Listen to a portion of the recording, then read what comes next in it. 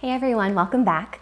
Thank you so much for joining. Today I want to talk about how to sort of do a little test drive of your 2021 planner. So I sort of believe that there are two types of planner people in the world. There are the people who just go grab a planner off the shelf, no big deal. My mom is one of them. She always goes and gets a $1 planner from the dollar store, and I'm like, Mom, I could get you a nicer planner than that, but that's what works for her. And you know, lots of people just go grab them wherever.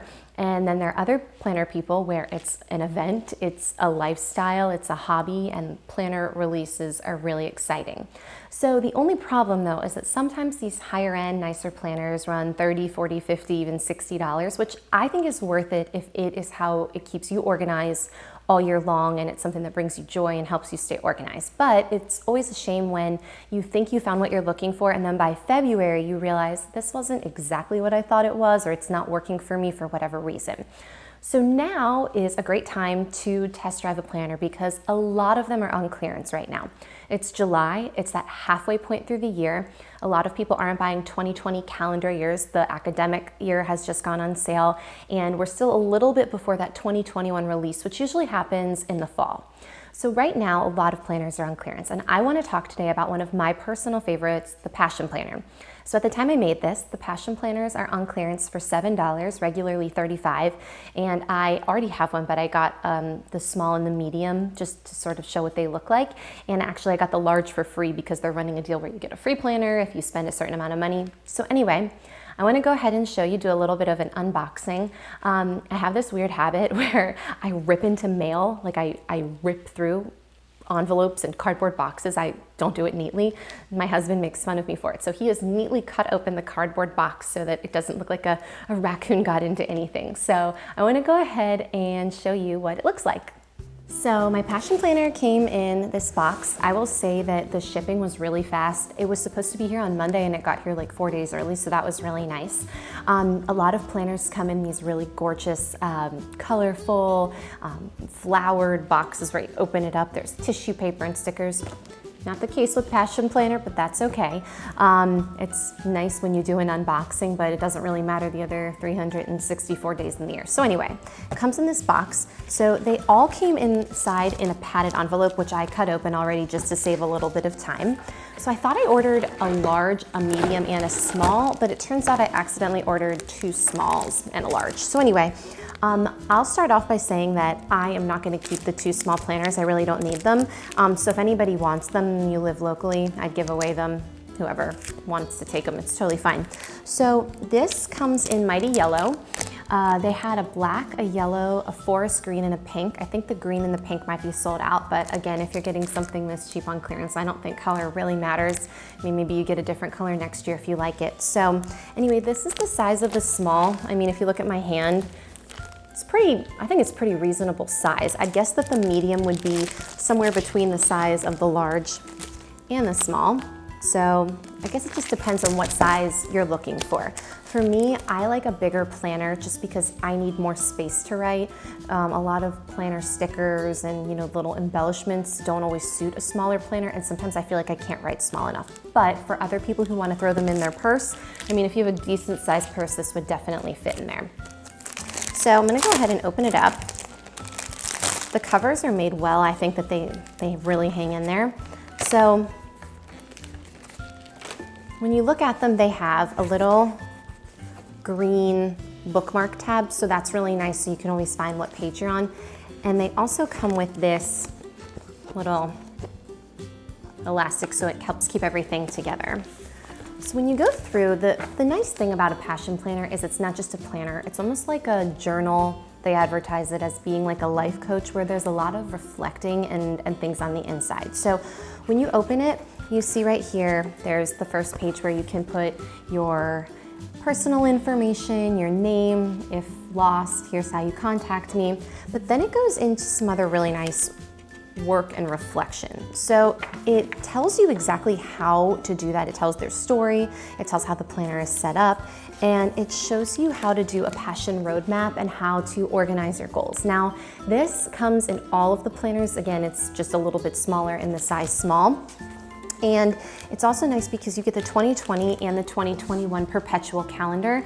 So that way, if you don't want to forget something or you have tentative plans, vacations, weddings, things like that, you can start making notes for next year, and then you can always move it into next year's planner, but you won't forget it because you have space on this page.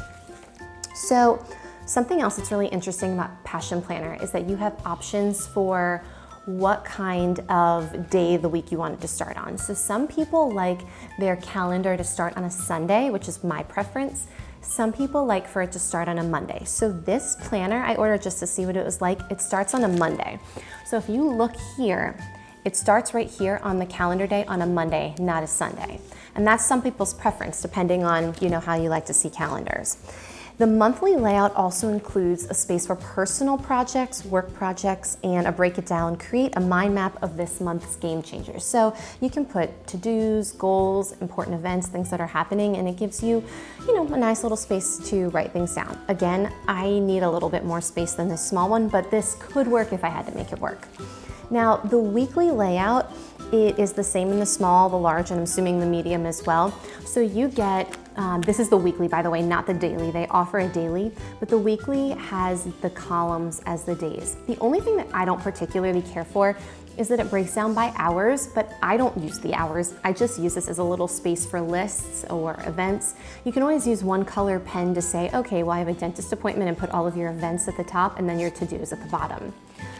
So you have that personal to do, the work to do, and the space of infinite possibility. They have a quote in there. They have a little section for good things that happened and this week's focus. So that's pretty much how the Passion Planner is laid out. So again, we have it like that, and I'll show you that that is the small that starts on a Monday. I also wound up with a small that starts on a Sunday.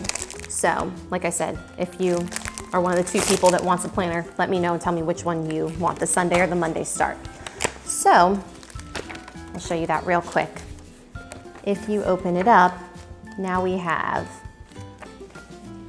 right here, it starts on a Sunday, and our weeklies with the daily columns start on a Sunday as well.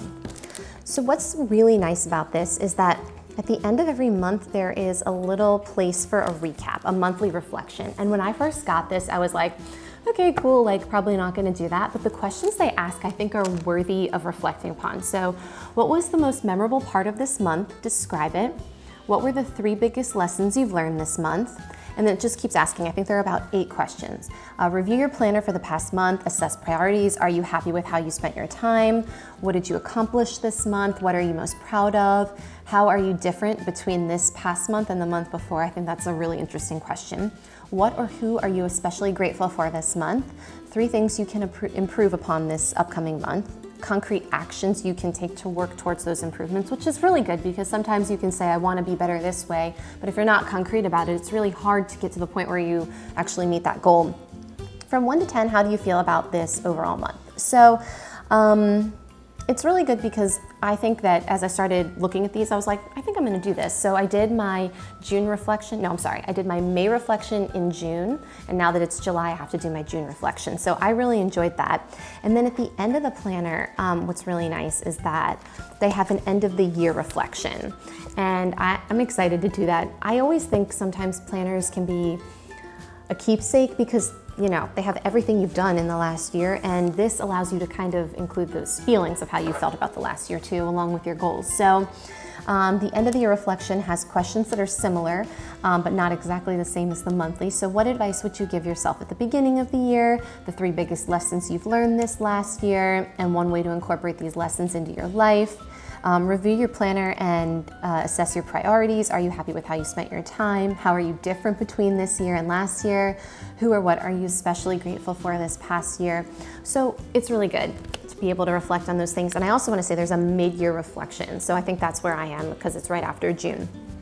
So my favorite thing about this is that there's a lot of notes. So I don't know if you can see real well here, but if you hold it like this, all of these right here, these are all notes pages. And I do not like a planner where you have the months and everything's great and gorgeous, and then you get to the back and there's 1 note page or 2 note page or 10 note pages. I need note pages.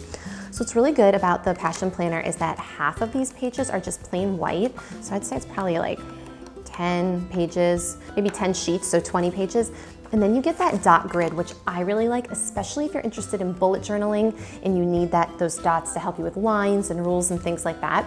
So that's really helpful too, you get those dots. And then the last thing that's really nice about the Passion Planner is that in the back, it comes with this little folder. So they have like this little coupon and some stickers, but this folder in the back is so nice. So in case you wanna like throw something in there, a note, a Post-it.